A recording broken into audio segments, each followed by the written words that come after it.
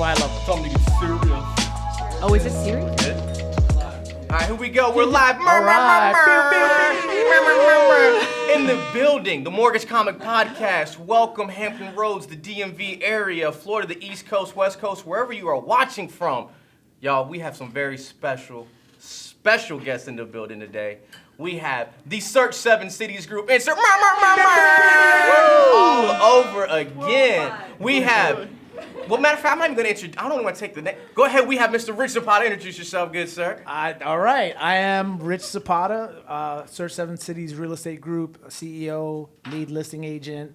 And here we have, or introduce yourself. Yeah.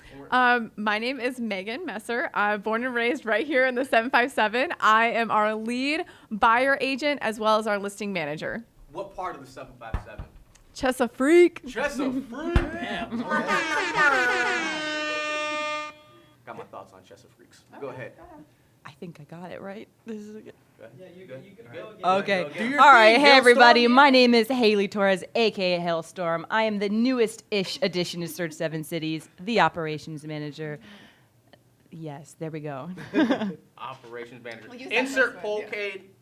We have a little debate on set if she resembles Emmy Rossum from Shameless. It's 3 against 1, 3 not, Yeah. 1 4. So we'll put a little poll up into the IG world, Facebook world. Feel free to any other people that And look anybody like, you know, else. it's fine. Yeah. At Emmy, at her on Yeah, on and your at social Emmy media. Rossum Yeah. too. Maybe we can get Emmy Rossum to come on the show. to see it. Yeah, if we can get Emmy Rossum from That Shameless would on be the show, dope. that would be pretty. That'd be pretty dope. That'd be pretty dope. She is here, everybody. She's like, she's right here. Look at that. She is. It's like she's embracing it now. Maybe it's the wine talking. I don't know, but I love it. Looks like y'all are babysitting. I know. We're gonna get that all around. So, man, I think this has been a long time coming, Rich. Yeah. I think this has been. I think so. As your We've words talked yesterday, about- a natural. We talked about first of all. Yeah. I think we were gonna do this because you had reached out about doing it. And in fact, you were like in my brain because I was like, I gotta have Rich on the show. I gotta have Rich on the show because We're here, man. one We're here. synergy. Synergy. We just had that energy from the beginning. Synergy. So it kind of worked out. You were ready to be on the show. I was ready to have you on the show. Kay was like, hey, who's our next guest going to be on the show? Yeah. We have some other ones, but here we are with the leader of the Search 7 Cities team. That just rolls off the tongue. Almost kind of like La Costa Nostra, right? Oh, I like that. you know, I've been really into mob YouTube me stories too. lately, so I'm we gotta so talk deep about into that. like La John Cosa Gotti Nostra. and all that stuff like that. So Yeah, it's kind of like a mob family. I mean, so, you know. I mean, there's some things we can talk about, some things we can't. You know, we're like, you know. And you always wonder how things get done, but nobody can really we talk about get it. it You know what I done, mean? man. So Forget about it. So Search 7 Cities. I see the shirt right now. Search, move, live. Who thought of the name? Who thought of the logo? And take us through the inception of the Search 7 Cities. The inception. Yeah. Wow. Take You're us through the going inception. way back in history to 2018. Yeah. AD. Like 2.5 years ago. No, I'm kidding. So I know the exact moment that we decided. And when I say we, it's myself and Kaleo Okina, my former business partner. So we started this brand in 2018. He came up with the name. And I have to say, we both listened to the same podcast. It's called the Massive Agent Podcast by Dustin Brome. Shout out to Dustin. He's out of Salt Lake City, Utah, I think. And he has a brand called Search Salt Lake. Okay. And he's a real estate marketing podcast guy. And I obsess over podcasts and all these, you know, and the industry and business and stuff. So Kaleo and I were like listening to podcasts heavy, and we're like, bro, we should I'm not gonna do the Rich Zapata real estate team. Like, I'm just not doing that. Like, everybody does that, and I want to build a brand, and so did he. So he's like, how about Search 7 Cities? It's like, cool, done, awesome, sounds good, rolls off the And tongue. this is you and Kaleo. Correct. Okay. And so created it, boom, you know, so we created the brand, LLC, and then we took off. And so we both, under the brand, ran our own teams. We were solo agents. We were just agents, right, producing. He's a year ahead of me, and he started producing, I was producing, and we were kind of building our own separate teams. And then we got bigger and bigger, and we started sharing, we started learning about leverage, and we shared a transaction coordinator and basically a transaction coordinator who did different things like marketing, transaction coordination. Eventually, I started my own team, basically, or Megan and I teamed up, and he started his own team. And then at some point, you know, he teamed up with another agent. Shout out to Megan Morris, awesome mega agent in the area.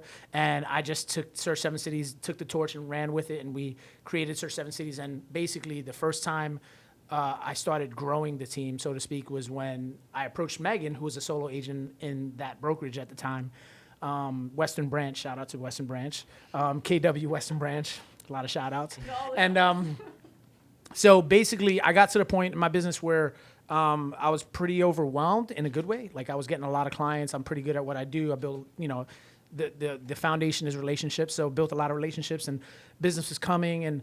And I was like, I need to be able to service these clients or they're just not going to they're not going to get the Rich Zapata experience, they're not going to get what they need from me. So I approached Megan and she was a solo agent in an office. I would see her in and out of the hallways. I'm like, dude, you want a cold call? Hey, you want to call Fizbos? Hey, let's brainstorm. Like I'm a collaboration type of person. I believe more in the team than the individual.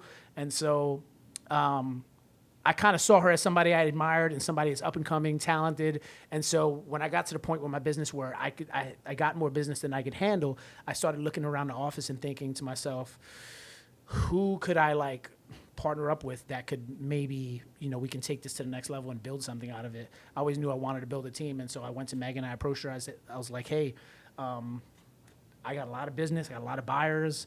Let's talk about, let's go to the whiteboard and talk about what that would look like if, you came on the team and we kind of split duties and built something. And she was like, cool. We worked it out. And that's kind of how Search 7 Cities, as you know, it was born. And then there's more to it after that. I don't know if you want to hear it, but. Well, we'll creep up to the spoilers because we don't want to Okay. get it all the way in one shot. So, okay. So, and I got to throw a little, instigation on the fire, the flame a little bit like that. How was it that you were able to walk away with the Search 7 Cities name? So like if you and Kaleo were working together, right? And then it was like a team thing. How did that separation and then the divide start to happen? Was there like any animosity? Like, hey, I just see a different vision, and he sees a different vision. No, like, yeah. what was going on? He got a great opportunity to be what's called a team leader in the KW world. A team leader is like the CEO of a market center, aka a brokerage. Sure. And so he got the opportunity to be a team leader at the Western Branch office, which is a great opportunity. It's something he wanted to pursue. And when you're a team leader, it's a very time-consuming, it's a difficult job. You're supporting an entire office. You're literally the CEO of a market center, of a brokerage, and so it's very demanding. And so most team leaders, according to the KW rules, and there's a good reason for it, you can't really be actively selling real estate while you're a team leader. And so he had to get to the point where he, wanted to take this team leader role to climb the ladder and do different things and experience different things, and I support that, and Sure. and all that. So he decided to team up with another team, which is cool. I was like, all right, when he teams up with the other team, that will allow him to kind of do some sales and do the team leader role. And I was like, hey, I'm just going to take the brand. He owned 50, I owned 50%. Hey, let's draft the operation agreement addendum where I just get 100% ownership of the brand and carry the torch with the brand. And we were cool with it. Like everything was kosher, everything was cool. And I took the brand 100%. And I love marketing. If I wasn't doing this, I would be doing marketing. I love marketing. So I had a lot of pride in the brand. And so I had a vision, and I just kind of casted my vision. And the first person to start building that vision was Megan when I started, with her. And then from there, we looked at, leverage. We're very educational based. We read the MREA, which is the Millionaire Real Estate Agent, that red book that Gary Keller wrote. And I think like any book that Gary Keller writes is like a must read. Oh, and yeah. B, it's Oh, like yeah. religion, right? Like you have your Bible, then you have Oh, like yeah. your Gary Keller book, Yeah, right? for sure. Like the MREA is one of yeah, those. like the military real estate agent, right? Yeah. And then he also has the one thing. The one thing, he has Shift, he has the Millionaire Real Estate Investor, which is the Right. blue book, I call it, because Right. it's blue. And this is probably why a lot of people get driven towards that KW. And there's tons of good brokerages. I partner with a lot of good different brokerages, but KW1 seems, obviously it's a national brand recognition, all out through U.S. But he, seems like, Gary has like this recipe and this blueprint, that says, hey, I've done it. Right? Here's my, there's no secrets. Here's my blueprint. He has, the Ignites, the Mega Camps, the Bolds. My name is Jeremy. I am Bold 2 times. Yeah. So I've sponsored Bold events and stuff like that. So very, very familiar with that. Shout out to James Shaw, who's actually the South region Well, I think he actually got promoted now to like another job, but he was the guy who was like running bowl. I guess each KW region has like that corporate training thing, whatever it was. So KW is very much training and culture. They like to say that they're a training company who happens to sell real estate. Yeah. So that really attracted me to KW because I was myself and Cleo when we first started. We were at a small firm, a small local firm, and got recruited by the OP or the owner, the majority owner of this particular KW brokerage. And the culture is just everything. Training is everything. And so we run the team and aspire to be just like that in terms of culture and training. So we're very training focused, very much reading books, listening to podcasts, culture. We spend quality time with each other. They're like family. They're like my sisters. And I think that's a word that gets used so much out there is culture. And and it's just, oh, why did you? Because the culture. What makes up a culture? Like, company's just a name, a piece of paper with an LLC, right? But it's those beliefs. Do you share my beliefs? Do you believe what I believe, right? I think Simon Sinek does a great job of. I'm like a huge Simon Sinek fan. If you haven't read the book, Start with Why, Find Your Why, Eaters Eat Last. Go do it. I remember I went to go see him at a Global Leadership Summit a couple of years ago. I think it was, matter of fact, like 2018, 2019. He I was held at one of the churches over on Great Neck, and I was able to go, and I swear I was like a 14, 15-year-old teenager getting ready to throw my drawers at the screen because I was like, oh my God, there's Simon Sinek. But it's one of those words that are, it's overly used, but it starts at the top and it just flows on down, and you bring great people into your establishment, right? Which we're going to transition. So you had this great vision, this idea, and then you felt this synergy. So Megan, where did you start, and how did you fit into this picture? To kind of, you're probably doing your own thing. I don't know how long you in real estate before. You were obviously maybe even affiliated with KW, but what made this, a right fit? Yeah, I had been approached by a few agents in the office wanting to partner up and team up, and it just never felt like the right fit. I'd been in real estate for, I guess, 2 years at that time, and I enjoyed doing what I was doing, but I knew I was capable of more. I just didn't know how I was going to get there, and I did not want to do it alone. The reason why I've started with Keller Williams, and I've been with Keller Williams the whole time, and it's been great. And the reason why I chose Keller Williams is because of the culture and the training.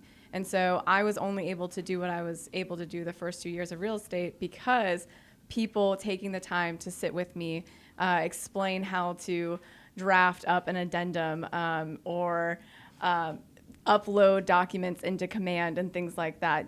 All of the things that you do as an agent, you're not taught in the classroom. And so having a whole office behind you was incredible, and it was very encouraging. And I think that's why Keller Williams agents last longer than a lot of agents, just because of the churn rate in real estate. Like mortgages, it's like every 2 years. It's like you're always churning. Yeah, so. It's crazy. But Rich sat down with me.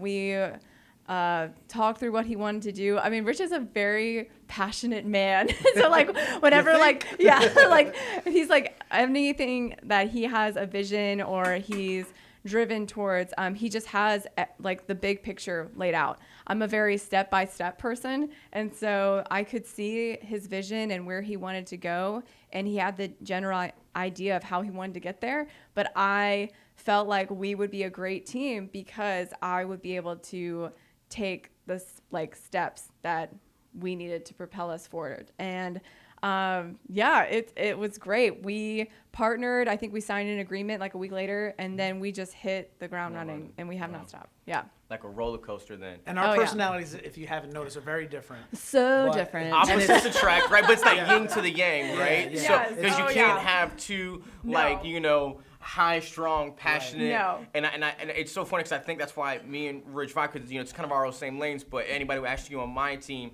I'm just that ADD squirrel. Passionate visionary. Passionate visionary. Executor. Like, I want to go do this, and this, and everyone's like, hey, well, we still have to do this. Yes. Right? That is and well then we said. have to go. Yeah. But I'm like, no, I just want to go. Yeah.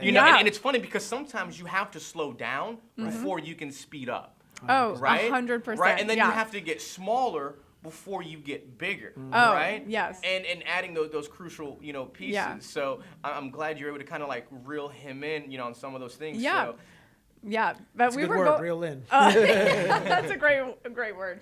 Yeah, and I think we worked a year together, and we brought on an agent at some point, and we knew we needed more leverage, like not just out in the field, but behind the scenes as well, if we really wanted to hit goals in the amount of time that we wanted to. And so we brought Hailey on, and Hailey is really like, I think she is like the yin and yang of both of us combined. And she understands the way I feel and talk, and then she understands the vision that Rich has. And so she really like, it's like swirl ice cream, you know? Like she's like the cone that holds the swirl ice cream together. I want to talk about that because I want to talk about that and AKA Miss Hailstorm. So we got to talk about how you So got first that of all, I'm sorry to interrupt. This is Megatron. Megatron. That's Hailstorm. Hailstorm. And Mariah's Mo. Sarah have a nickname yet? No, she didn't. Not yet. We have a handshake. It's a Okay. thing. It's a Okay. thing. So We have first of all, how many nicknames, people are on the handshake. Search 7 Cities? So we got myself, Megan, Hailstorm, or Megatron, Hailstorm. Sarah's new. Shout out to Sarah. Mariah, who's our showing agent, our dedicated showing agent, and we just brought on an executive administrator. Her name is Angie. So that's 1, 2, 3, 4, 5, 6, right? Six of us.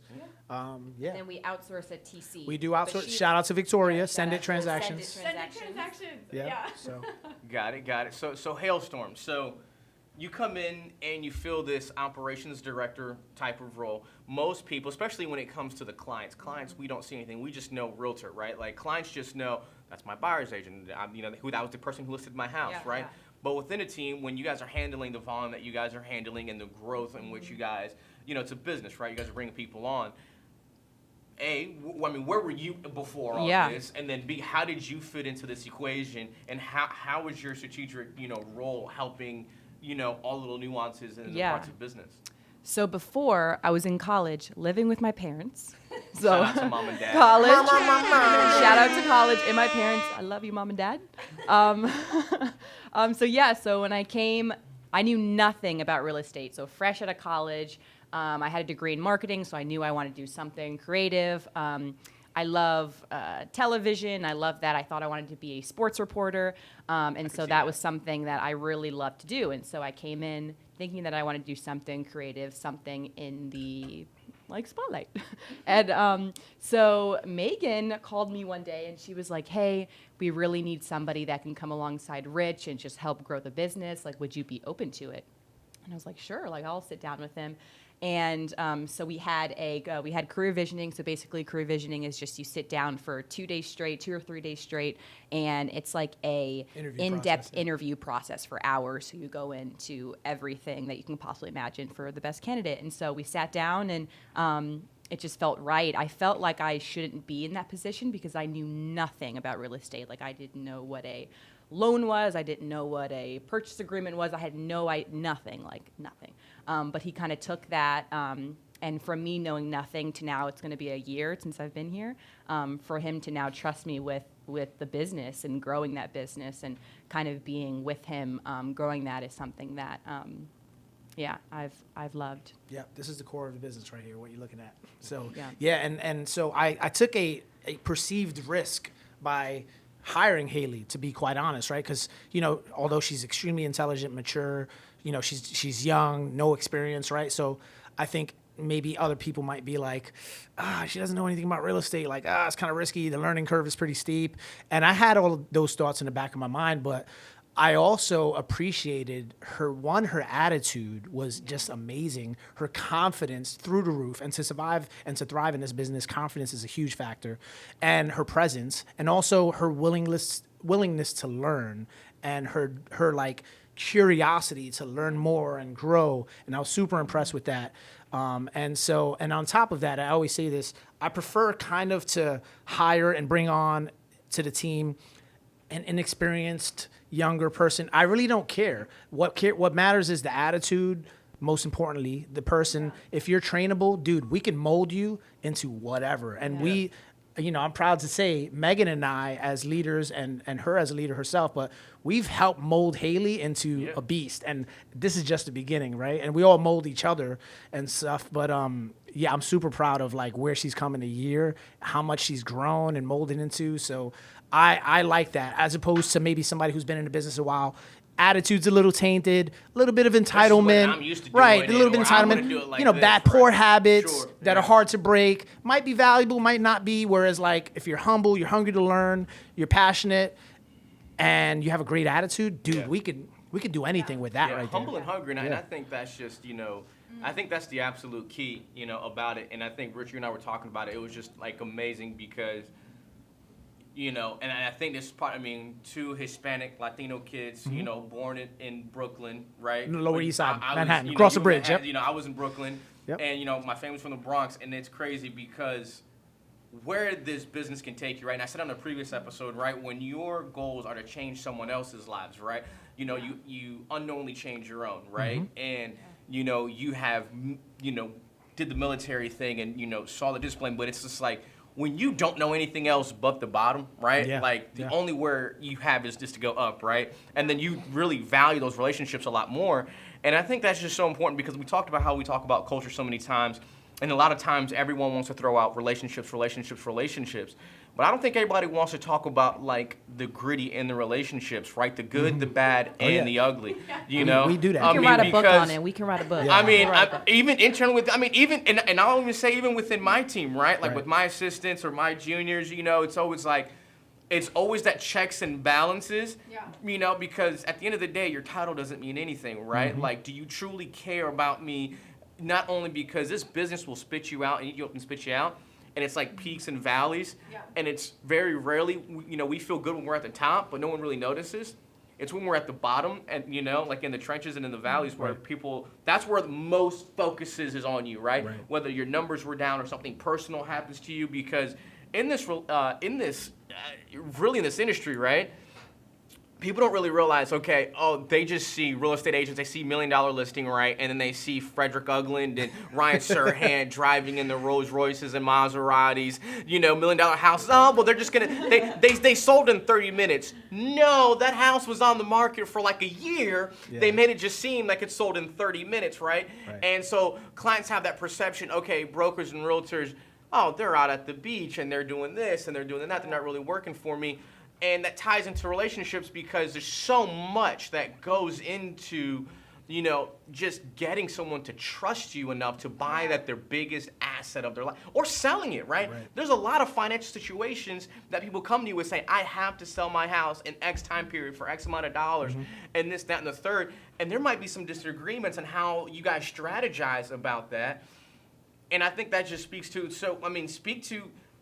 I want to kind of, again, we're going to get raw. When you guys fight and have it out, I don't agree with this, or you didn't do this. This was your job. Right. And I'm going to talk to you as a CEO, too, because I feel like I have been called out, right? Like, Yeah. it's that humbling thing. Man, I was supposed to do this. And life can happen, right? Like, weddings, sicknesses, divorces, like that stuff happens and people understand, most people have a 9 to 5. Right. We don't have a 9 to 5, but we're always on 365. And God forbid we go on vacation Right. or take a break, right? Yeah. It's like we're getting crucified for doing it, right? And that's some of the benefits of the team that I kind of, and we're going to talk about how that works when clients come to you guys, how it all works. But I want to talk about like what happens when you guys are in, like it's gladiator time, Yeah. right? Like, we're just talking about like it's Yeah. how is, I mean, is it like, hey guys, we should sit down and talk Yeah, about totally, this? yeah, of course, Or no, yeah. like what's going on? Like, So breathe yeah, and fight. Like, yeah. what? So we Yeah. one of the first. Tea. Spill the tea. Yeah, spill the tea, Tea. baby. Yeah. It's all good. Spill So the tea, sip the wine. so one thing that I try to and have embedded in our culture and how we do things is transparency, right? And so one of the first book, if not the first book, that we read was called The 5 Dysfunctions of a Team. Was it the first book? So we decided we were going to read a book, at least two books a month. I think we lowered it down to a book a month because it was a lot, right? But we started a book club and we read, I remember reading The 5 Dysfunctions of a Team and sitting in that glass room at the old brokerage and just laying it out there. And some of the things they talk about is being transparent, having really open, raw conversations, good or bad, touching on sensitive topics, working through it like a family, right? Because bond is built from struggle sometimes, right? And I learned that growing up. I learned that in the military, embrace the suck. You're with the guys in the field for 3 weeks living in a tent and everybody stinks and we're all cracking jokes on each other. But, that's that suffrage, that struggle creates bond. And so I I wanted us and always have promoted us to be real and honest with each other. Obviously, do it in a tactful, respectful manner in private or whatever however we need to do it. But we have open conversations. Sometimes they're not all how we need them to be, but we get them out there. We work through it. We truly love each other like a family. We truly care about each other, and that's not, words mean nothing. Actions, speak volumes. So, that's part of our culture is transparency. So Megan, so how do you get there, right? So like, whether it's Rich said or did something, or whether it's I'm Hailey, perfect, whatever. dude. I don't make mistakes. You kidding me? Right, Come on. Right. So like, how do you approach that? Like, how do you approach, your boss or your partner or whatever it is? Because even as leaders, we're supposed to serve, right? That servant leader, Michelle, you work for her, like you work for Hailey, right? 100%, Like, Yeah.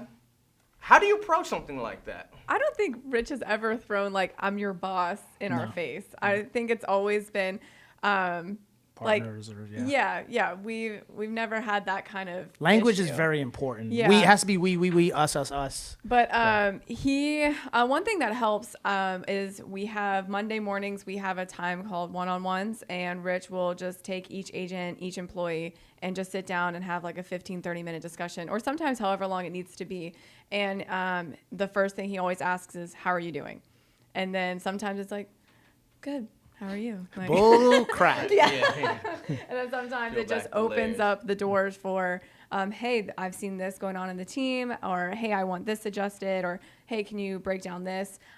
We used to go at it like brother and sister. Like it was like, sometimes. We were pushing each other. Oh, we had a tough year. there was constant pushing, constant growth that first year. And I think, I don't recommend this for all teams, but I think we had to have that to grow the way we want to grow, to learn about each other, to trust each other. Like you said, we had to earn that trust from one another. And it really pushed us, and it saw what we were capable of and how much we could rely on each other.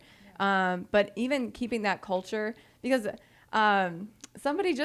were just talking about this today. One of our vendors was just talking about how down to earth Rich was, and just how of a humble guy he is. And he really has set a culture that it had to start somewhere and get somewhere. But right now our culture is just very open. Yeah. It's very, and that's not to say we're perfect. Like there's definitely ups and downs, a lot of stresses and stuff. Sure, but you guys can handle it. And that's why I want like the viewers, obviously Caden, to know that people who are thinking about joining a team, whether it be Search 7 Cities, or building their own team, right? Yeah. Like this is the stuff they're gonna have to, dilemma with. Yeah. Hailey, you being new to the team, did you ever feel like there was just like this mom and dad effect? Like you had to pull one for more mom and versus dad? Like how do you settle these arguments? Like you're the operations director, like your job is to make sure obviously, things flow. She could be spicy too. I'm spicy. I'm spicy. I'm Puerto Rican, everybody. So she's like, I'm Puerto Rican. So I think I pull a little bit of each. Like Megan said, I pull a little bit of Rich. I can be really, really assertive, but I'm strong also Latina woman. Yeah, you sure but you wanted to hire then that? Very passionate. But then also with Megan, like I feel like me and Megan, we agree on pretty much like 90% of everything. And then, Rich has to deal with us sometimes coming and go, I just feel like this way. And it's kind of like that, but just coming in, just being able to kind of pull from different and kind of seeing her side, but then also seeing Rich's side, but then seeing like my side and kind of being that, I feel like us three, me and Megan have really, really this. We have similar personalities, similar kind of feelings, but we all add something to the team. He adds this realist, kind of blunt aspect. Megan adds the slowing down, the rationalization, and then I bring I feel like I'm with Rich with the vision and the spice. Yeah, the spice and the vision. And I feel like that, regardless of the arguments that we're having or the disagreements, I feel like we all have gotten so much better at seeing each other's sides and then coming to an agreement that it's not Rich's side, it's not Megan's side, it's not my side, but it's just what's the best regardless. And that may be 10% of what he said, 20% of what Megan said, 5% of what I said, so it just is a mixture of all, which I think. Because that operations director, you're almost kind of like that COO position, right? Yeah, because you have to like implement the plan of the CEO, right? Yeah. And you're overseeing it because he's going to come back to you like, hey, I had this plan. Yeah. Your job is to implement it. Yeah. Right? Yeah. And then it's like, okay, now you have to have these calls or Monday morning meetings like, how did this work? How did this roll out? And you're saying, well, Rich, I had this great idea from you, but, so like you really have to kind of be careful on how you really roll out these, programs and stuff. And at first, working with him, it was like, whatever, I'll do. But then we've had this now great dynamic to where he spits something out. And then I said, well, what have you thought about this? And I try to play, I don't know if you can play on that, but. Yeah. We poke holes in each other's plans. I want us to poke holes. First and foremost, I want everyone on the team, I don't care who you are, to feel like and know that you have a voice. Like, I don't ever want somebody scared to approach me about something or approach Megan or Hailey. Like, you have a voice. Let's walk through your ideas. Let's poke holes in each other's plans for good purposes. And let's move forward and execute. And like you said, Hailey, you said it perfect, in the right direction for the team and for our clients, most importantly, right? So ego, we all have egos, right? Sometimes our egos get the best of us, but our job is to keep each other's egos in check and lead with logic, also lead with some heart, lead with, with intention, and we can't go wrong. And also have some grace and patience with each other and realize that we're not perfect. There's no such thing as perfection, right? There's no such thing as balance. Gary Keller, I think, once said, there's no such thing as balance with personal and business life. There's counterbalance. So you can continuously counterbalance, and that's okay. But there's never a perfect balance, right? So that's it. And just it's just important. Servant leadership has always been something I admired as a follower of people and in the military and in my personal life. And they lead me through many things as well. And we lead each other, and we want to empower each other. And that's really important. So. And I think as a team too, and I can't remember where I read this, but when you're on a team, I feel like to a certain extent you have to adapt to Rich, you have to adapt to Megan, you have to pull. So like something that, so Rich might train me in a different way that he trains Mariah or he trains Megan. I might train Angie in a different way that when we hire another executive admin. Each is different, individual, and that's something that I feel like everybody learns and digests things differently. And, so you have to have confrontation, conflict, just the tactfulness with that is something that we've learned along the way, and it hasn't been easy. And but I feel like we've gotten to a point to where, and that's where the relationships come in, and that's where that bond comes in, to where we know exactly each team member, like how they are, how they react, and just their personalities, and that kind of makes it. And it's like any other relationship, right? The more you go through battles, and the more like. Even if it's like a really nasty one, that adds another brick to the relationship, and you're really having that strong foundation. So I want to transition from the dichotomies of growing a team and building and dealing with the internal struggles to, okay, now I've decided to start a team, join a team, and come on board a team. To I'm the client, and I'm searching through the websites that we all hate, Zillow, Trilla, Realtor.com, right? And I just see a house, and I might see Megan's name on it or Rich's name on it, or when I do an open house and they come out here. I don't know anything about anything else. All I know is that I'm just, these rent prices are going astronomical. At one point, they were increasing 4% year over year. Now they're up to like 8 to 10% year over year. They're doing highest and best for rent right now, which is ridiculous. First month's deposit, application fees, last month's deposit, pet fees, all this stuff like that. And I'm over here just like, you got your EMD and your down payment, and we can figure out your closing costs some sort of way, right? Client goes to you, so whether they want to list or buy, what is that process? I know you're a systems and protocol guy, you're a standard of procedure, and everybody has a role. So if I'm Johnny Homeowner, and I happen to find you guys online, or my friend from church, my friend, who just closed a transaction, said, man, you got to go talk to these people. Because they're not going to necessarily say search 7 cities, right? Even though you're Brandon, they're going to say, you got to talk to my girl, Megan. Yeah. You got to talk to my guy, Rich, right? Like, Mariah was so great showing me this houses, right? Like, or I remember that one interaction that I had, with Hailey, right? And it's funny, too, Rich, because, your team is also an extension of you, right? Because when you pass somebody off, and it's kind of like when Vivian deals with you and stuff like that, and it's just kind of like she's an extension of me, and it's sometimes I'm like, she handles certain things, and she calls me out all the time on I'm like, hey, we got to rescue this deal. We're going to close it in like 6 days. She's like, no, you're not. Like, we're going to rescue it, but it's going to be, when we figure out where all the pieces are, you're not just going to throw everything in. And I'm just like, no, but you understand, we can do this loan. That's great, Jeremy. I know we can do this loan, but, and I'm just, pushing it, right? So how is that? So somebody wants to go buy and list. What does that look like with your team, with your process, with your people? Yeah, so, and we're perfecting this with the lead gen model. There's 4 models in the MREA, Millionaire Real Estate Agent. But anyway, our process is basically, so the client comes to, let's just say me, right? And 95% of our clients is, sphere of influence, a lot of military. Hey, Rich, I want to buy a home. Awesome. Kind of chat a little bit, depending on how well I know them or not, or the rapport. I set an appointment, Google Calendar invite, professional, has a Zoom link in it if we need to Zoom or if we need to meet in person because it's a listing. Just to kind of back up a bit, when COVID hit, the new norm became Zoom by default, and we have completely embraced it. So much so, it's actually a strength of ours. And so Zoom is like the go-to for all of our buyer consults because, one, it's the new norm. It's comfortable. They're in their own environment. We don't have to do a presentation in a damn restaurant or a Panera, and so it's just comfortable. Not intimidated by going into the real estate office. So we actually use it to our advantage. So boom, we send it. I can send it. So for example, I just set an appointment before on the way here. It's like, hey, awesome. When are you free tomorrow? What time? 4:00. Cool. I'm gonna send you a calendar invite. What's your email address? Awesome. I put it in a calendar invite. I invite Hailey just for situational awareness. The showing agent who's a part of the process, the lead buyer agent, because this is a buyer. And I don't tell him up front, I don't work with buyers directly. He's coming to me for trust and guidance, and that's what we're going to provide. So set the appointment, they get the calendar invite, and I instruct them, hey, accept that calendar invite so we're professional, we're clean, we have a time, a place, we have a Zoom link. Boom, we get on Zoom. And the first thing I want them to do is talk about their situation.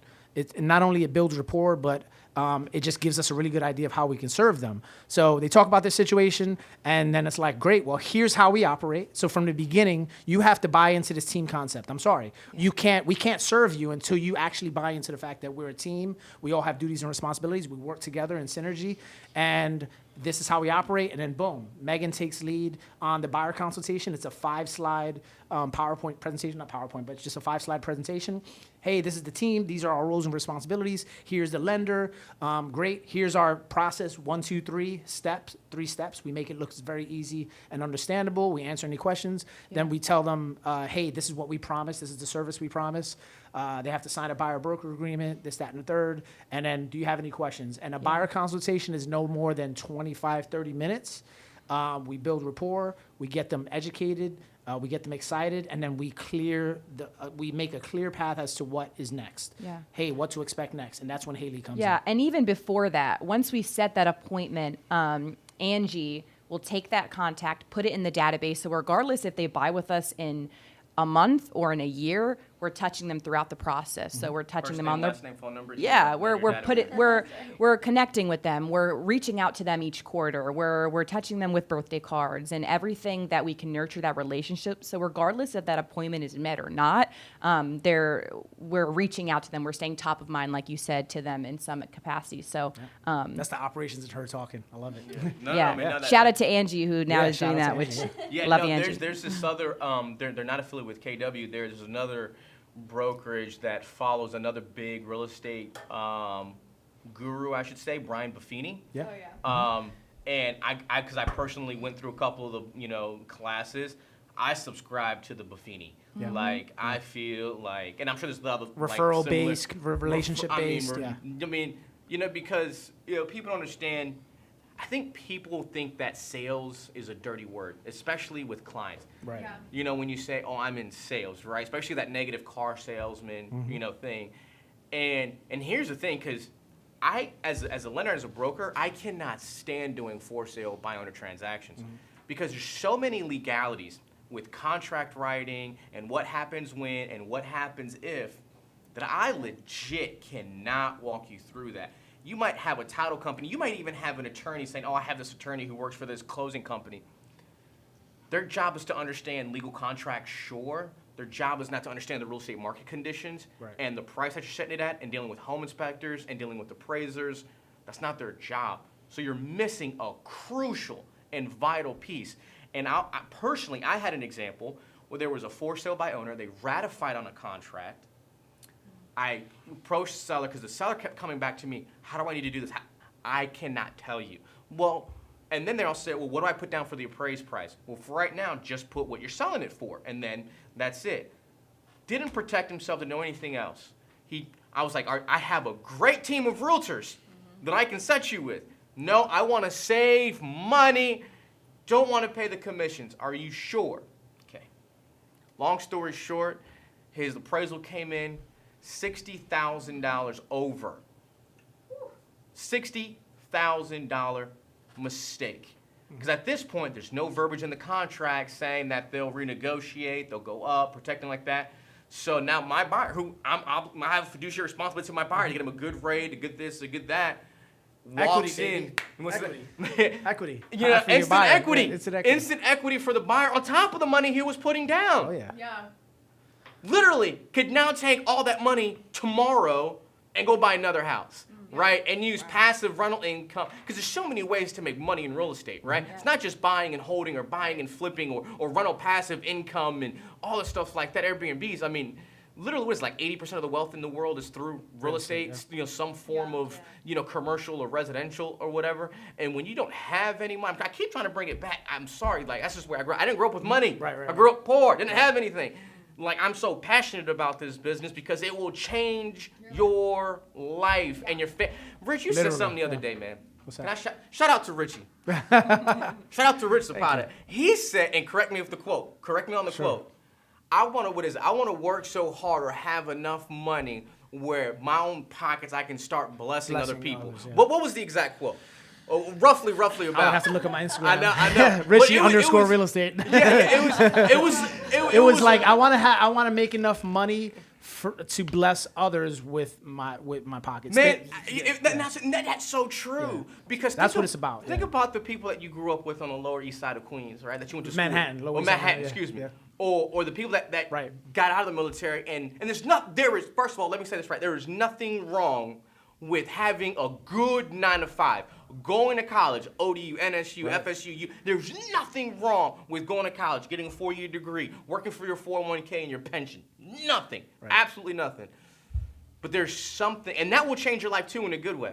Yeah. But I mean, you're talking about next level of life changing. Right. You know, because as a father who has 4 kids, I tell you right now, making $100,000 a year doesn't go very far. Right. Especially now with, we're going to talk about COVID, we're going to talk about the real estate market and how it's been affected, but $100,000 a year doesn't feed my family like it needs to, you know, Like you want it to, like you want it to. Yeah. We might be able to get by, Right. Yeah. but you know, with 6 people, it's just not happening, right? So you guys have perfected the Zoom thing. COVID changed everything. This new Delta variant is going to change everything again, right? And if the Fed repeats what they did last time, right? They'll continue to buy mortgage-backed security. Rates will plummet. You know, again, I think yesterday I was pricing out some loans about around 2.5%. I mean, think about your buying power. You know, it's just astronomical. Let's talk about that COVID dynamic in real estate. What's going on? Because a lot of people are saying it's starting to level off. Most people don't know what that means. It's real estate jargon. Megan, you have somebody that comes to you. I want to buy a house. What are you telling them right now? Are you telling them to wait? You telling them to stand by? You asking them the situation? What are you telling your buyers? If you've got to buy, it's always a great time to buy. It's not a great time to sell all the time, but it's always a great time to buy. Transparency. Most people wouldn't have said that. They would have said list. So, okay, but let finish, because that just blew my mind. Go ahead. Oh, well, you're welcome. Buyers, it's a great time to buy. I mean, it really depends on where you're looking and how much you're wanting to spend. And so, How long you're staying? how long you're staying. Yeah, for our military clients, if you're here for a few years or if you want it to be a rental property, it's a great option, especially in this area. But we're seeing a little bit of a shift again in the market. It's slowing down. It's still a seller's market. So we're still seeing some competitiveness, but not anything like we were seeing last year. Anything guaranteeing over appraised values right now? The last few, couple. I haven't guaranteed anything. Well, I on the listing side, I've had a few guarantees. you've won. But to her point, less amount Yeah. of offers, for sure. Because I want to take this connotation out for everybody that's in sales, or even the people watching this that are consumers. A lot of consumers watching comment on this video, right? I want to sell my house. I want to buy it, right? And they always think that October, November, December, quarter 4 is a bad time. Where I've had my busiest months the last 2 years in this time. most people don't realize that we're incubated in this, Hampton Roads, DMV area because of the DOD, DOJ, military, right? That goes all the way up to the DMV, right? And even Florida's a year-round. People are always coming and going, Microeconomies within the economy. Microeconomy. That's what I call it. Yeah, that's basically what I call it. Yeah, so. Microeconomy. Yeah. We have these microeconomies that cause, right? Yeah. So Rich, can you elaborate on? Because I too feel like it's always a great time to buy. Yeah. It's an investment. Yes. It's an investment. I don't think people understand when you say, so you have to elaborate when you say it's always a good time to buy or it's an investment. Like, what about not a good time to list? Right. So listing is, supply and demand, right? The law of supply and demand, Basic right? economics 101. Yeah, supply is up, demand is, right, down. So when supply is down, demand is up, but also what goes up? The prices, right? So it's directly affected. So yes, it's true. It's not always the best time to list, and you have to understand equity. You have to understand what your options are. You have to understand the fact that you may have to rent this place out and turn it into a business and embrace it and be okay with that and not be scared of it. I think a lot of misconceptions with real estate come out of fear. I mean, like everything else in life, and lack of knowledge. So like, people don't understand they have options. So one thing we've talked about, and this is transparency for you listeners here. So especially the military listeners in this microeconomy, this self-sustaining microeconomy of Hampton Roads, which I've always called it a self-sustaining microeconomy, because it basically is, right? Because it's so transient. So you're a military guy or girl. You're here for 2 years on orders, shore duty, or 3 years, right? You buy a house with us. Here's some transparency. If you're early in your career and you don't know where you're going next, and you can get deployed anywhere, you don't have a family, you're not necessarily tied down to the East Coast, you can go to Japan, West Coast. You get 3 years orders here. You buy a house. You better believe that when you get orders in 3 years or 2 years, 2.5 years, and you have to move across the country, you most likely are not going to be able to sell your house and make money or barely break even. You just have to know that up front, and I'm okay with telling you that. Except for recently, because the rate of appreciation recently is crazy. Yeah, but the rate is, generally, and we've seen it. We've seen that too. People own it for a year, 2 years, and they make money, right? Cool. But that is not normal, right? So understanding that, hey, this is an investment. Like you said, this is an investment property. I can always get it managed for 8-10% by a property manager. We're going to start property management here shortly as well. But the point is, hey, it's okay. Treat it like, people think that mortgage is bad debt. It's not bad debt. It's leverageable debt. I don't even know if that's a thing. I might have just made that up. Just leveraging debt, yeah. It's leverageable debt. It's not like a credit card that's accruing interest and you're like digging this hole like, oh crap, I can't get it. With a mortgage, things fluctuate, equity fluctuate, but you're also still paying down the interest. It's still appreciating. So you have that equity gap that you can play around with. You can do a cash out refinance. You can refinance and lower your rate. You can do all kinds of stuff. You can rent it and cash flow money. Even if you're cash flowing just $200 a month, your mortgage is paid for, you're paying it down, it's appreciating, and by the way, you're making an extra $200 a month. What's wrong with that? Oh, that's not enough for me. Well, if you sell it now, you're gonna have to come to the closing table with $20,000. Yeah. Or break even, or rather break even. All right, cool, rather that, as long as you know your options. Yeah. And so the point I was making is that when you buy a home, just know that things can fluctuate and you might not have enough equity in a couple of years, and be okay with becoming a quote unquote landlord. But the way the rents are going up, everyone's making money off of their. So it's mind blowing to me that a lot of these guys who come in and they don't know, they're PCSing in and out, that you're not gonna make any money if you just sit here and rent and throw money out of the way. Because real estate is a piece of it. It's an investment vehicle. It's where you park your money. Yeah. And when I was a financial advisor for a little while, people don't understand that money doesn't go away. Money just moves. So where's the money? Right? Is it in stocks? Is it in bonds? Is it in commodities? Right? Is it in gold, silver, or real estate? Right? Or is it just sitting in your bank account? Right? Worst place it could be, savings account. It's just, I gotta take my own advice. In right? my humble opinion. So no, I mean we all have a savings account. I don't want to. We all have a savings, and everybody's whether. Right. And I hate to say this guy's name. Oh my gosh! But people like Dave Ramsey and Susie Orm. Like I believe in finance guys. Right? I went to school for finance. I believe about 80% of what Dave Ramsey says, right? And then, I have my own personal, advice, or opinions about, Susie Orman like that. But the basic fundamental truths are, yes, you should have, your 6 months or your 12 months of reserves of all your expenses in there. Yeah. And then once you have that level, and she said you have another. I'm really OCD, so it's like I have my emergency fund. I have like my money market, then I have like my emergency fund, and then I have my bill account, and then I have like my expense account, and then Navy Federal loves me because I have like 15 different checking accounts with like Navy Federal, right? But they all serve a purpose, right? And that was one thing I learned when I was in banking, that wealthy people who know how to manage their money, don't necessarily have just 1 or 2 checking accounts, because like how can you manage what's going in there? Like I like knowing, okay, this is where my stash for a rainy day is. The next 12 months, okay, this is where all of my expenses are. Okay, I can see every single bill that I've paid in and out of this one account. This is my allowance, and I'm just paying myself. And this is where all my money is coming in, and I'll disperse it into different areas as I see fit. So it's learning basic financial management principles and how I'm managing it. And keeping it, if you have a surplus of cash right now, where rates are super low and prices are starting to level out, where you can call Megan to find something, or Rich right now to see if it makes sense to list. Yeah. I mean, great investment opportunity. And people really aren't talking about the Airbnb opportunities. They're not talking about, there's like a new one, VRB. VRBO.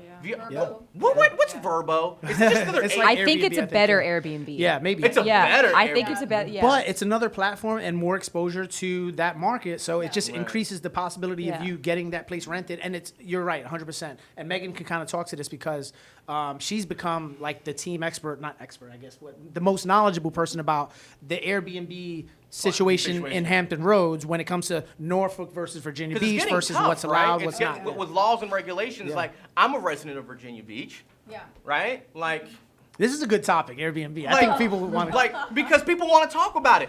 Hashtag Airbnb. Are we in the 30 minutes where we gotta like restart? What are we doing? Where we coming? All right. Okay, because we got 30 more minutes. We're gonna bring this full circle here. So like the Airbnb, so we found out, Megan found out through research and educated us, and don't quote her on this. I mean, know. but Megan said on the video. owning If it's on Facebook, it's true. having an Airbnb in Norfolk is different from Ocean View, for example, or anywhere in Norfolk is different from Virginia Beach. Why? What's allowed in Virginia Beach now? What City are they ordinances fighting? are cracking down. Yeah. So why?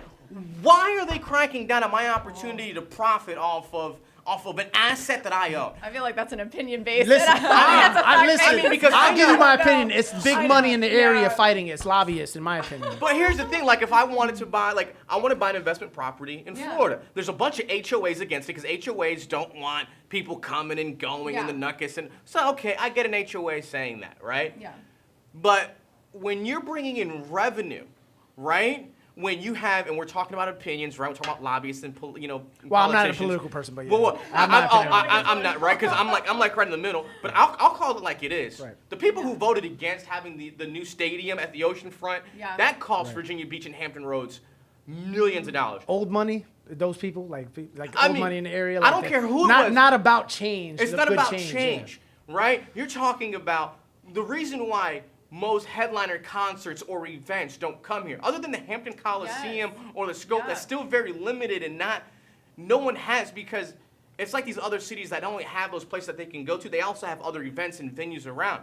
People love, because Virginia Beach is an economic getaway. People from Delaware, D.C., New York come down to Virginia Beach to experience the ocean front. It's not an ocean city.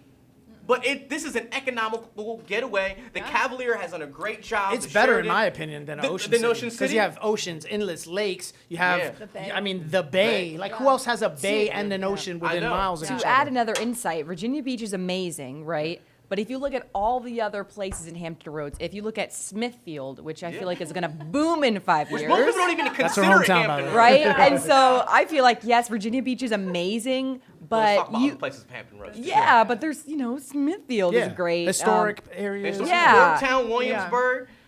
Get on the mic. I'm gonna Talk get on the about- mic. Is this thing on? Yeah, Okay, yeah. here we go. So Will the real Megan please stand yes, up? here she is. Okay, so growing up here in Virginia Beach, Just a freak. Chesapeake, Portsmouth, grew up in Chesapeake and Peace Portsmouth. out. What's Yeah, up? shout out to Peace Out people. I don't go So, we gotta edit that out. Well, I said it, you know. Okay, so growing up here in Virginia Beach, it's just like you hear about, oh, this hotel used to be a cornfield. Oh, like this mall wasn't even here 5, 10, 15, 20 years ago or something like that. The people that have voted no against it still view this area, the 7 cities, the 757, as a small town. they still have history here, they have connections here, they have relationships here, and they can see how it's grown and how it's changed. But to continue to move this community forward and where it's like its potential. It's over 1 million people in Yes, Virginia Beach. yes. Over 1 million people. It's sky's the limit. But to do that, I do think that Airbnbs would be a huge asset to the community. Bringing revenues to the cities. Yes. And local 1,000%. tourism and economic dollars Yes. here. It's crazy that Oh, yeah. most people don't want to, are Yeah. for Airbnbs. Let's talk about what the biggest, the biggest threat to hotels is Airbnbs, right? So that's the biggest. I think. So I mean, you get the hotel lobbyists. Yeah. Right, You have right. The So, hotel people lobbying for the hotel. but on the same note, like they're taking these old hotels, these old crusty hotels from like the 80s and 70s on the oceanfront, which like the Cavalier. dude well, the Cavalier's next level. Yeah, the Cavalier's amazing, right? Yeah, but right. what the out Marriott Delta Cavalier. just did, they gutted the hotel and turned it That into was this gorgeous hotel with Yeah. one of my favorite. Shout out to Tin Cup. One of my favorite restaurants. It's a newer restaurant. It's called Tin Cup. I love it. It's right on the water. But like more of that, more Yeah. of like taking these old crusty hotels Well, and just yeah. making them Well, better here's and making the funny city thing, better. Yeah. Because if you look at other states, let's take the Sunshine State of Florida, right? All those hotels there right around the Orlando area. I mean, you got Mickey, you got Universal, you got Legoland, you got SeaWorld, you got freaking. I mean, let's talk about the coast. You got the Gulf Coast, you got the East Coast, right? You got Miami, you got Fort. Yeah. So you got places where people really want to travel to versus Virginia Beach, and they're excelling at doing it. And I get they don't want to take the monies away from the hotels, but like you're also depriving yourself of the competition, Yeah. right? Like, because there's a space for hotels and there's a space for Airbnb. The Yeah. business person coming into Yes. Virginia Beach is not going to get an Airbnb. Right. Well, Like they're some- going to some get a do, hotel. some don't. Yeah, I mean, yeah. if you're in for a day, more Right, likely yeah. than not. Or if you two. want the full spa package and the hotel experience, Right, you're not going to get you that want with the Airbnb. amenities and you Yeah. want the pools, You're like not, right. you want that, like even The the Founders restaurant, Inn, right, like right. you want that Founders Inn, spa Yes. package, like you're gonna go there, right? Yeah. Yeah. But if you're that family that needs a kitchen and needs this and that, like let's Yeah. think through this, And right? Like, and let's talk about I feel like they're taking away the opportunity for people like Rich, like Megan, like me, who want to have passive income and want Yeah. to start an Airbnb and want to have that, Yeah, and not want only to pour back The into the Detroit- community. and not only are we Which taking builds generational wealth. and so I feel like and that we're having these lower end because mainly the properties that we find to do this with are the ones that are in not necessarily lower income houses, but it's the houses that need TLC, right? Yeah. Like you're taking all Yeah. incentives away to rebuild. I mean, I don't know how long you guys been in the area because I grew up in Norfolk. Shout out to Norfolk, right? Like I might have been living in the beach for the last 10 or 15 years, but I'm a Norfolk kid through and through, right? Like people who are watching this, right, and don't remember Norfolk from back in the day, like pre-Ward's Corner, like when Ward's Corner. I mean, there was a Rack and Shack. If you don't know what Rack and Shack is, look up what a Rack and Shack was, right? We used to get the food stamps right behind that building, go into Rack and Shack, and then walk our hind parks back over to Merrimack over on Gate 4. When that, I mean, it was the struggle. I'm trying to tell you, it was crazy. Isn't it a beautiful thing just reminiscing on how far you've come? You know, I mean, like, it is just it's crazy that I'll cry or get tears like just when my kids can go into the pantry and there's always food there. Yeah, no doubt, no doubt. Like I grew up, you can't just go to the pantry and there's food gonna be there. You had to wait. Like people were talking about this COVID. Oh my God, we can't get food or grocery. I'm like, man, we called that the end of the month. Like, you know what I'm saying? Like like that was the end of the month. Like we waited, to get food. You know what I'm saying? It was just crazy. So it's so humbling. And when you have, politicians who are taking away ways to invest your money back into the places that you love so much. Like I am passionate about the redevelopment of Norfolk. What they've done to Ocean View on one end, oh my God. Yes. And it still has some ways to go. Certain parts of Virginia Beach has some ways to go. Yeah. Chesapeake got a long way to go. So does Portsmouth. Certain parts of Chesapeake, in certain areas, Chesapeake's very beautiful, but there's some Chesapeake parts, and just like there's any part in any city, that has long ways to go, but don't deter people from, And the residual effects of the Airbnb thing is also owners have more pride in ownership, and it incentivizes them to fix the properties and make them look good and Right. function well because it's a business, It is a and they business. have It's to not because just it's an rent and let Airbnb, it right? go. So it's improving the area. Like that's the residual effect of it. It's like, oh wow, that house is now nice because it's a rental property. There's rental properties over here in Right. Holland, right past Car Spa, where those townhomes are just tore up and beat up. Right. They'll just let renters in there, and the renters don't. Sorry if you're a tenant. If you're a good tenant, hey, God bless you. But most people, I'm just gonna be here for 6 months, a year, whatever, in and out. They don't take care of the property. Oh, that's my landlord's problem. I gotta call my landlord up, whatever. And it's all about putting a financial plan together. So people are like, oh man, it's not that being a landlord is a headache. Know what you're getting into. Understand the because you need to have another operating account just for your rental properties, right? Yep. HVAC, roofing, water leaks, whatever. Having that good property manager that has that good list of people on hand, so there's no. And let's just call it what it is. People are like, oh my God, HVAC, roof. If you have a plumbing issue or a roofing issue or an HVAC issue, you're not going to have that problem every single year. So once you fix it, you're going to get your money back and some, because it's not continuous things, right? Yeah. And you can put in the contract, tenant will paint upon departing, back to original color. So there's ways to insure and protect yourself from your investment. Yeah. But I mean, tons of way to make money. How else can we make money in real estate, y'all, as we wrap up the last 5 minutes? How else can we make money? So I know that on our team, another part of leveling up, we've talked about this is, some of my goals this year, we did vision boards, and one of my vision board goals was like investment properties and stuff, because I've been passionate. The reason I got into real estate was not to sell houses, to be a residential realtor, is to invest. And so now, I got into residential real estate. It's great, awesome. We have this team, but my true goal is investing. And so I will. They will be investors. Like everyone on my team is going to be required to be investors. That's a Brian Buffini quote, right? Like believe in the product that you sell enough to invest in it, right? And be owners of the product that you sell. Like I guarantee you're not going to see Elon Musk driving a Ford, right? Like he's going to be driving his Tesla, right? Like you got to be to believe in the product, and that's as volumes to say, because I'm trying to get there, like buying my first. Yeah. So like we're all gonna have to our goal and our dream and our requirement of ourselves, what we're gonna demand of ourselves is to get the knowledge to understand how to invest, and either each of us have an investment by the end of next year or have the down payment or the money or the means to get an investment. That's gonna be something that we're gonna push ourselves to do, and partner up. I wanna be partners with them. Somebody told me the other day, I think I was talking to Cleo, he networked with another guy who runs a team, and he makes sure that he partners with his teammates on investment properties if need be. I want to do that. That is my goal, to have enough money to be like, hey, you saw an awesome property, let's partner up on that if you need the extra funds, or you, and we all have investments, and we're all building generational wealth, and you as well, all of us, right? And it's all about sharing, it's all about like collaborating and helping each other out, because like, that's just what it's about. So like, and that's the long-term stuff. That's the big stuff that her kids and my kids and her kids, like, that's the stuff that's going to create, change and generational wealth and passive income, stuff that you and I didn't grow up with, and our parents didn't have in mind. Right, it wasn't a thing. Reading books wasn't even a thing. And like now I got it. Like, man. But it's not an excuse for us to not when you go at to least the court, understand. Not knowing is ignorance is not an excuse in the court of law, right? Right, Like, it's not. Even though we didn't grow that way, so now, having that obligation and that duty. Right. And growing up, you said you were Puerto Rican. Yeah. Do you speak Spanish? I can understand. I get nervous when I speak it. I get nervous when I speak it. Está bien, entonces. Hey, Rich, how's your love? You're Puerto Rican? I'm Spanglish. I'm Spanglish? New Eurekan. I'm more Puerto Rican than him. I'm New Eurekan. I speak slang and Spanglish. Same. I'm like 2/3 Spanish. That's why I got my assist and stuff like that. But I mean. So, are we getting help to assist with I speak some Spanish. That was very rude not to ask. Bam, bomb drop. Megan Messer, the white girl, speaks more Spanish than us. Thank you.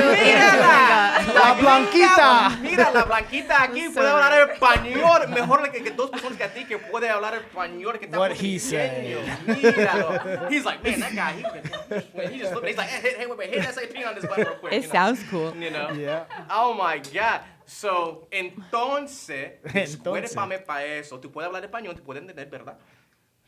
Let's not get into it. No. Are we future plans and growth in that area for the Hispanics? Right. In investing? For investing and on your team so we can help, because that's another grossly underserved for sure. Community there. 51% of all home buyers was in 2019, and the majority of them, like in 2020, were Hispanic. So, I mean, we have a huge presence here that are Hispanic. What can we do to, offer more support to that community? Yeah, I think education is key. So even if you're, underprivileged, underserved, whatever the case may be, you always have a mind. You always have the ability to think and to learn more. So I think education is huge.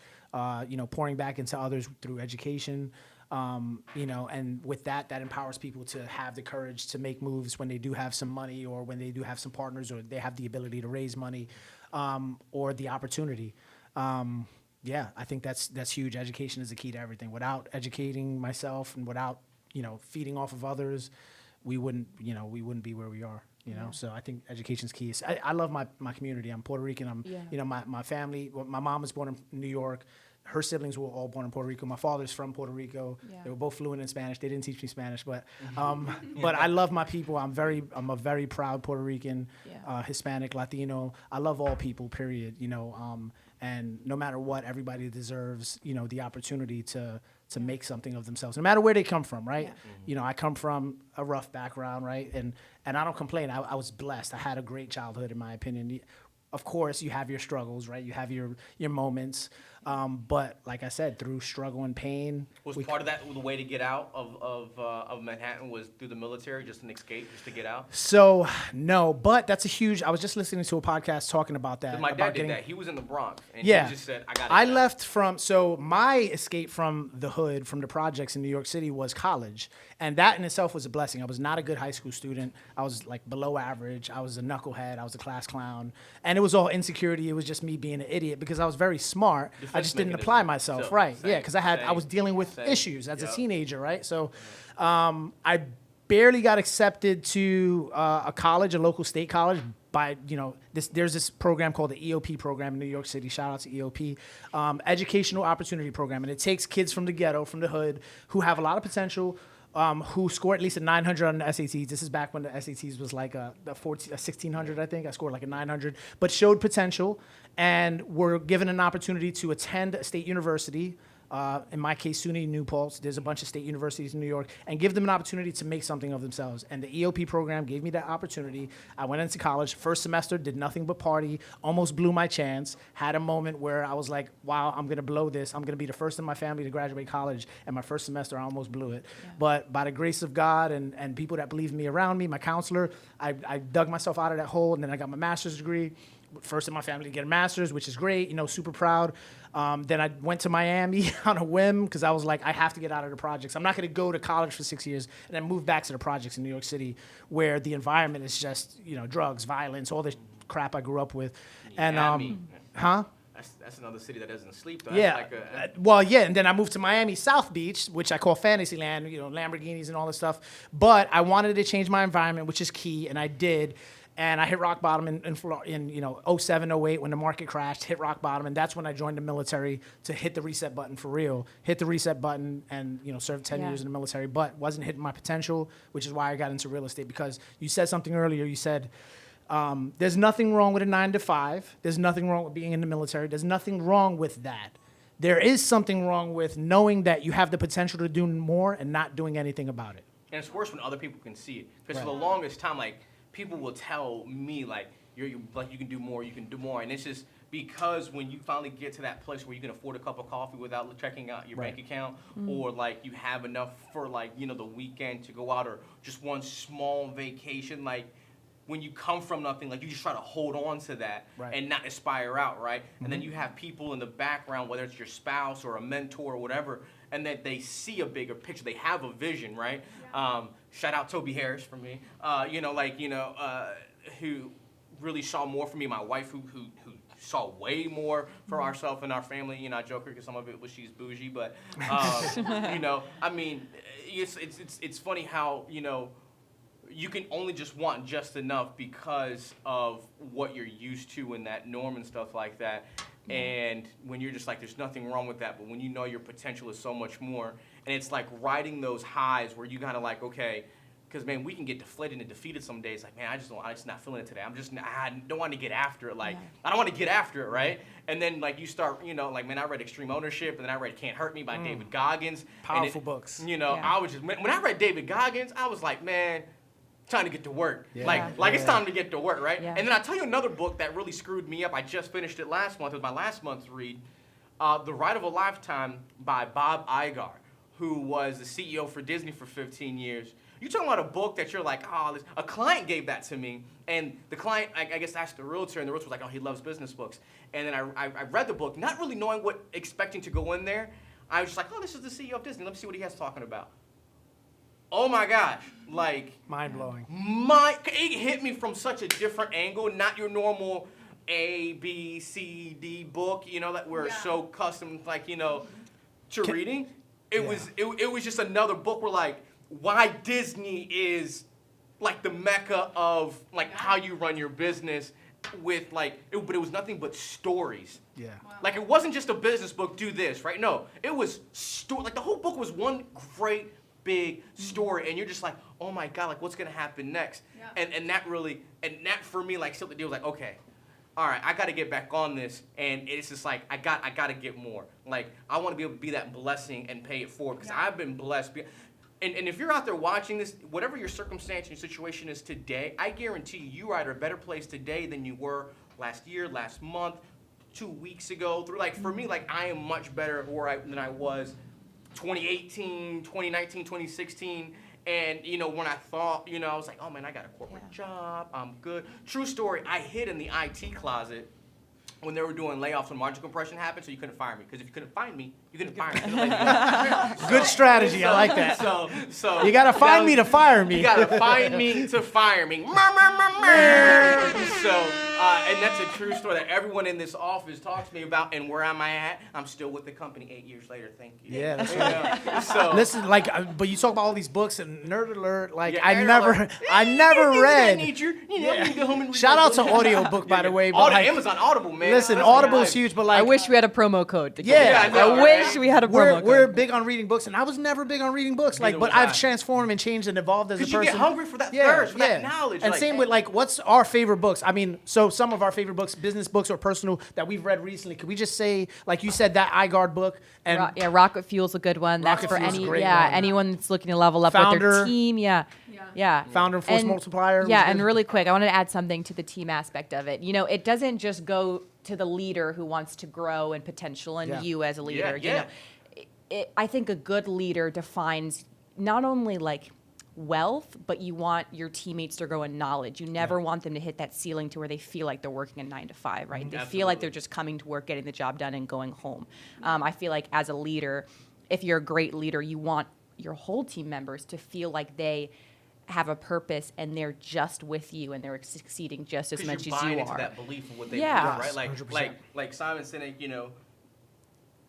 you get people to follow you not because they have to, not because they told Yeah. to, but because they want to. Yeah. Right? Like, and that's that whole belief. So like the money and the wealth, that's the byproduct, right? Like that's not the reason. That's not your why, right? Like that's not.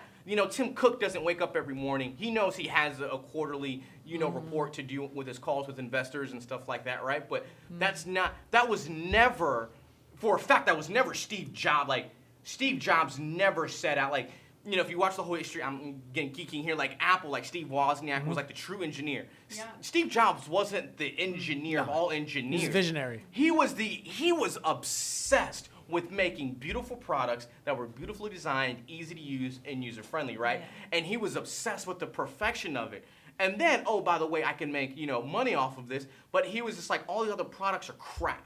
Right? Like, I'm going to make this one product that everybody, and that's why for me it's all Apple everything. And I mean, if you really read, like Steve's, like, like even stuff that has nothing to do with cell phones or technology, like he was just raised, like you do things right. 'Cause that's the real definition of integrity. Like, what do you do when other people are not looking, right? Like, if I'm going to go to the gym with Rich to work out, man, I got to knock out all these 10 or 15 reps because he's with me, right? He calls me, hey, I got to take care of or I got something, whatever, right? I go to the gym by myself. Make sure you do that. Man, I did all 10 to 15. Man, 1, 2, fine. It's like, what are you doing? Because everybody wants that level 10 success, but nobody wants to do the level 10 work behind the scenes to get to that success, right? Yeah. We've had a hell of a year together. Megan and I, myself and Megan, when we first started the team and got together, and last year, we did a lot of business. We pushed ourselves a lot. We had a lot of moments. We grew a lot as people, as business professionals. And then this year, it's almost coming to an end. One more quarter, fourth quarter push, y'all. We're there. I feel like, and the main thing is that, like, go to the team thing and the leadership thing that Hailey was talking about. Like, we had goals. We're not going to hit our goal. We have a secondary goal, which is cool. But most of all, look, I don't care. What matters is this. come December 31st, we all look at each other, we high five and say, have we become better people? As cheesy as it sounds, right? Have we learned a lot? Have we become better people? And are we more capable now than we were before? Cool, let's go attack next more year. Empowered, more knowledgeable. Right, and that's what build matters. upon it, Numbers right? are important. Numbers are cool. Sales, family served, they're really important. But dude, let's look back and high five and be like, yo, I grew a lot this year, man. Like, we pushed each other. Man, this has been amazing. People say the word growing pains and don't understand It's a thing. what It's a growing thing. pains really are. Fail forward, baby. Another great book. Fail forward because yeah. you've never done it before. It's like when I look up to the other mentors and other loan officers across the country that are doing better than me. It's like, they have more years, they have more systems, more whatever. But it's like, you don't go from managing this many clients, this many transactions, your personal life, is affected as your business life grows.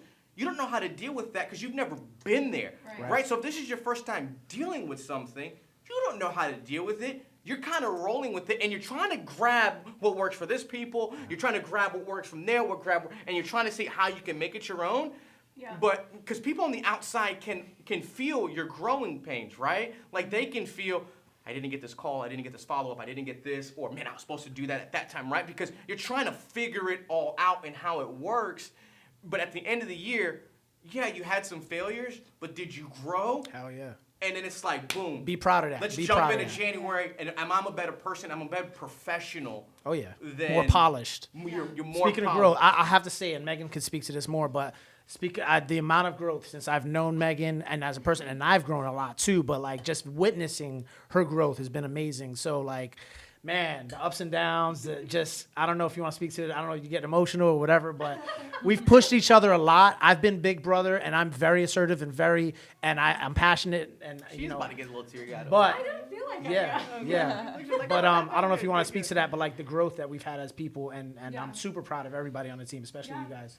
So yeah, but Well, Search 7 Cities crew, where can they find, what's next for you guys, and where can they find you guys? What's next for the Search 7 Cities? good question. Yeah. Growth. Yeah, growth. We've got some big goals for next year, so really excited about that. Yeah. So we ain't going away. And Hailey, you can also talk to like our client events. I want them to be a little more focused towards giving. I want to give more. We want to give more. Like I just think that giving, like you said, is very important. So being involved in charity, collaboration, empowering each other, building each other up, pouring into each other. I think that's really important. Of course, growing as a team, growing the amount of families we can serve. Expansion is on the horizon, so we will be expanding, into the peninsula area and other states eventually. Yeah, and Search Move Live, like Rich started this brand because Search Move Live means you buy a house, but then you just don't buy a house in this area. Like we're your one-stop shop, we're your family for life. Yeah. So even if 5 years down the road, we want that relationship to where, hey, Rich, do you know of this guy? Do you know what's your contractor? What's your painter? Yeah. So we want to be that brand for you to where you don't feel like we're just your realtor, but Search Move Live is about you buy a home with us, you move here, and then you live your life with us by your side. And so I feel like that's super important relationships for us. Just continuing to build that community with our clients and then future people, so that Search for your goal. Move, make a move towards it. What is it? And live the life you were destined to live. Live the life you deserve. Yeah. That's basically it. Got deep. Yeah. Boom. Mic drop. Mic drop. Yeah. She can't. She's like, boom. Set up. Yeah. All right. So, Hailey, where can the people find you? Where can they find Hailstorm? Oh, the team or my Instagram? Both.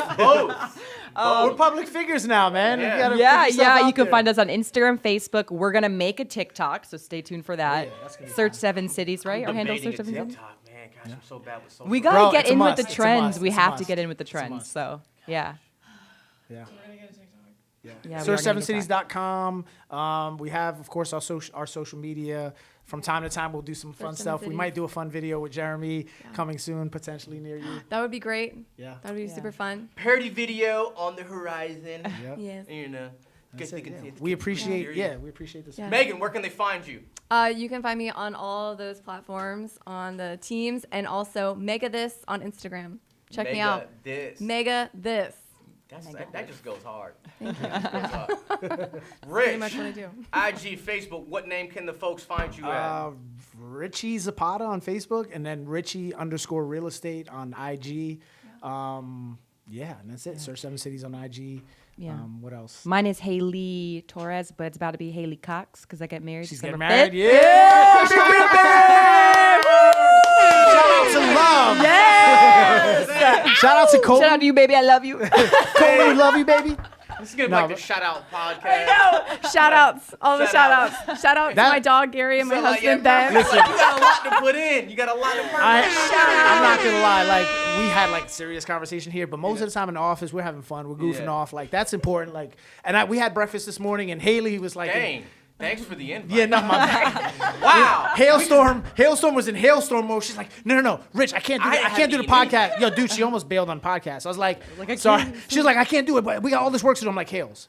I'm like, let's just have fun. Don't worry, we can do the work afterwards. And like, don't forget, man, hard, play hard. we're Yeah. here to have fun too, guys. Like, And- life is short. It instantly made us feel It's so 100 short, times man. better. As you get older, you realize that. Yeah, and it made us feel 100 times better. And I don't know about you, but I feel motivated and ready because of the refreshing day that we had as a team together. Agreed. Yeah. Yes. So Let's get it. Let's get it. Search 7 Cities in the building. Hit 'em Worldwide. up for all your real Yes, estate sir. needs. Let's go. Thank you, Jeremy Berrios. Shout out Yes. to the Berrios team. Thank Yeah. you. All Shout out you to guys are Vivian. great. I love you, Vivian. Vivi. Just love that. Shout out to Papa Berrios, Oh, yeah, Felix. Yeah, Felix is My on the guy. squad. Yeah, Felix, Vivian. Felix. Yeah. My processors, Chen and Wade. You guys are Yes, sir. awesome. So, man, tons of shout outs. And we're gonna have fun editing these clippets and So stuff like many that. shout-outs. So Shout out to Kay. Shout out to the cameraman. Shout out. The unsung heroes. Yes. Yeah, the Right unsung there. heroes back there. Yeah, because this episode just everything has to just be titled teams and growth and originating teams. It's gonna be like, man, we're gonna have like 6. We could have went for 3 more hours. Just saying. We so. could have. We talk a lot.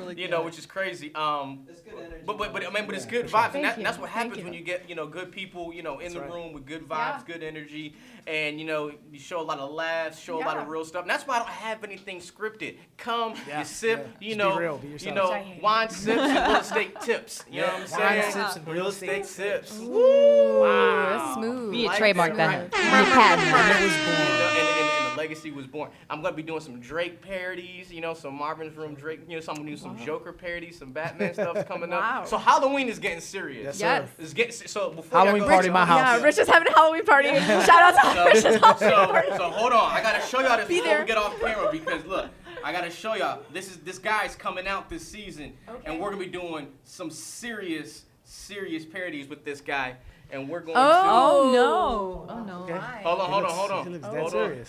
That's me. Oh, wow. you? No. That's me. Oh, Jeremy. That's me. That's me. Huh? It's kind of What's that? scary. When you said rock bottom. You know? No, I can't give them the teaser. They just Hey, you know what? Hey, I love Heath Ledger, and I love that Joker. My favorite Joker was the one that pulled out the long revolver. Jack Nicklaus. Oh, was it Jack Was Nicklaus it on the old with the old 70s one? Back in the 90s. No, he pulled out the long. It was Jack. It was Batman Returns, I think it was. So that was Nicholson. Nicholson, excuse me. Yeah. Man, that thing was. I don't know. Yeah, The Dark Knight was by far one of the best movies I've ever seen. Dark Knight. I mean, Heath Ledger. 100%. Episode 6, debating the best Batman and the best. Serious. Michael Keaton and Christian Bale's up there. Keaton's up there. Yeah, for Keaton's sure. up. I mean, he was Bale great. is Christian next Bale is level, up there too. because he's Ba- cute. who That's was why. it? Who Christian was it? Bale. Oh, Christian Bale. Yeah. I didn't like his voice. You wouldn't have thought that in that one movie. He was like, You know, there was one movie he was like sick, or he was, I don't know, he looked crazy. It was a the lot. Dallas Buyers Club. Yeah, Where, man, yeah, he had, looked like, wild. the But Christian HIV and Bale, stuff is like he's that. legit. He looked I loved rough him in The Big Short. The Big Short, such a great movie. That was a it? No, phenomenal that was film. Christian. Oh no, Christian Bale was in the Hell Big yeah. Short. Yes, he was I'm the like, smart guy. Yeah, he was the guy who was calling Yeah. everything right. out. He was Yeah. the If you genius. don't know what the Big Short is, that's exactly Yes. what happened in 2007, Watch it. 2008. Go Be watch that enlightened. movie. And it's actually really great. It's a great It really movie. was. Yeah. And Yeah. you know what? It's not And I boring. said, Never seen I said it. I think in my first episode, look, because Dodd-Frank and everybody came out 2008, right? Obama was in office. Yeah. He enacted Dodd-Frank. He also had Elizabeth Warren over the Consumer Financial Protection Bureau, which was created, right? But look, everybody wants to blame the banks for the crash. I'm looking at, and I'm saying it was y'all. I'm just. But hold up. Listen, there was a lot of shady stuff going on. It was some shady real estate agents. From your side and our side. It was Listen, both sides. listen. The real estate people had just enough cause or reason, right? When they were talking to appraisers and saying appraise it for this. Now, the banks were stupid. They were just unregulated. How the hell do we not ask for a verification of employment and pay stuff and tax returns and all that stuff that Richie doesn't like to have to provide? He just wants mortgage now, so. But, I mean, which is crazy. But let's get back on the original topic. So, ladies, how do we feel about Leonardo DiCaprio versus Ryan Gosling? Oh, wow. I think Ryan Gosling. I'm not a big fan of him. You're not a big fan? I'm not a Why? big fan of him. Elaborate. Yeah.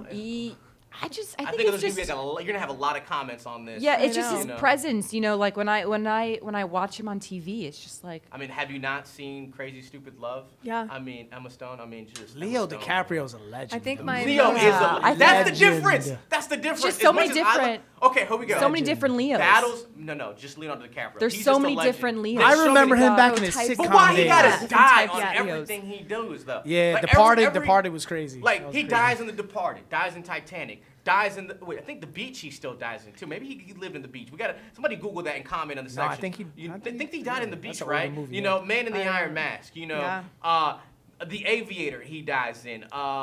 I think he went to jail and got Django. captured in Catch Me If You Can. That Yeah. was a Great great movie, one, great movie, which yeah. is another great one. He- Django, another one, another good one. Django, Django he Unchained. dies Yeah. probably, right? Like he think he dies died. like legit, like 98%. Leo, we know you're great. Stop dying in your Leo's movies. the I want to man. see you where. I didn't even watch The Revenant because I was like, you're probably gonna die. I don't You know, like Did he Wolf of Wall Street. Come on now, he didn't die. He didn't didn't die. die. Oh, he played Jordan Belfort, but where did That's he go? right. Went to jail. Jail. He went Can he just like have like a movie where he doesn't die or go to jail? No, then he wouldn't be Leo. I'm just like, but he is absolutely legendary. All right, Ryan Reynolds versus Ryan Gosling. Ooh, he's funny, so Ryan Yeah, Reynolds. Yeah, What's that new movie we just Ryan saw? Reynolds The over Ryan Reynolds Ryan Free Guy, Gosling Free Guy. because of his wife. I'm a Reynolds. Blake Lively. Yes, I think their Really? relationship Oh, is so Blake cute. Lively is- Ryan Reynolds Gorgeous. Yes. takes the cake. Yeah. Yeah. But back to Leo and Ryan. The other guy, Leo, Gosling. yeah. Leo might be a legend, but Ryan Gosling is just classic. Like he's just consistent all the way Who's through. Reynolds is classic. No. Gosling. Gosling. Yeah. Gosling- But yeah, then yeah. Reynolds takes Gosling. Easy day. Yeah, Jimmy right. Yeah. Kimmel. Yeah. Jimmy Fallon. Oh. I like Jimmy Fallon. I like Jimmy Fallon. Shout out to Jimmy. I feel like I want to be different. I wanna Yeah. say whatever you don't say. So. You have to I'm have rich. it. I'm Yeah. Fallon. Yeah. I used to be all about Fallon, but I feel like Fallon's kind of like taking a dive. Yeah. He's taking a little Kimmel- bit of a hit. Kimmel's just Yeah, you know funny. who's on the upcoming? And James Corbin. James Oh, I love Corbin. him. Like I didn't think he was gonna Wait, last. which when he one's came that out. again? He's the one that does the cool, does the cool celebrity- songs in the car. Yeah. He Yeah, does that, like that's part Oh, of my parody yeah, show. yeah. Oh yeah. You never seen it. You never No, subscribed to the Mortgage no, Comic podcast. no. Ah. Never. That's so It's weird. the YouTube channel. Yeah, Okay. So I'm gonna Well, need maybe you if to- you ask us on that, we'll Yeah, maybe we subscribe. do it. There's certain Like movies. a Carpool We'll do karaoke. a car. Well, like if you guys never seen an episode, I'm like, you know. No, I've seen episodes. No, we saw it. It's so We- good. No, we saw it that one time. We saw that one. They don't even. We saw that one time. We saw that one Hey, time. tell Angie to That's why you subscribe. put boo in the background. Just put boo. They didn't even subscribe and watch all the cool. No, we love you, man. We support you, bro. I I love how like dynamic you are. You do everything, bro. do You're everything. in Yeah. everything. You do it all. One-stop shop. One-stop shop. 'Cause Yeah. You never know if you're gonna get Eddie. You know, these people right here. If you need to home loan, you need to buy something right now. You need to talk to the Search 7 Cities team. That's what you need to do. All right. Okay. We're gonna sit here and we're gonna talk to the Search 7 Cities team. My name is Denzel Washington. Oh my god. I don't even think I could do a British accent. Hey, hello. Now leave it to Governor. the experts. Hey, You wanna what's up? negotiate with me? I want full price, Nope. no closing costs, and a 10-day close. That's good. That was good. I like that. Shout out. Yeah. Shout out to Shout Jeremy. Thanks for having us. Shout You're the out best. to Yeah. Megan. Shout out to Yeah. Hales. Yeah. Okay, so how did you guys come with Megatron Oh, and yes. Hales? I feel like it's That just- was I you? feel like it was Just No, beast no, I mode. gave it to you guys. I like giving everybody Yeah. Rich Yeah, just yeah, like, yeah. Rich just like. It started named off with everybody. like Megs, Hales. Yeah, Hales. Yeah. And then it went But he would to- say it when he was mad at us. He'd be like, Yeah. Hales, come on, Yeah. come on, Hales. Hales. A roll. Come on, Megs. Megs. Megatron. When she does something good, I'm like, oh, you're like a machine, Megatron. Yes.